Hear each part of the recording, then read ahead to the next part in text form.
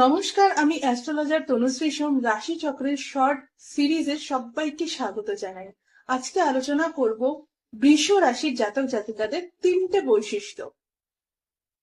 প্রথমত, বৃষ হলো কালপুরুষের দ্বিতীয় রাশি এবং শুক্র প্রভাবিত রাশি।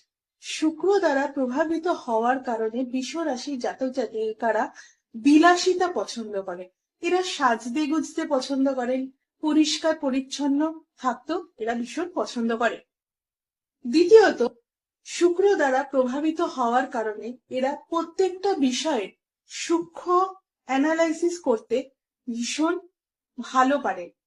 আর তৃতীয়ত, বৃষ রাশি জাতক জাতিকাদের মধ্যে রয়েছে প্রচুর দায়বদ্ধতা। এদের কোনো কাজ দেওয়া হলে এরা সেটাকে দায়িত্ব নিয়ে সম্পন্ন করে।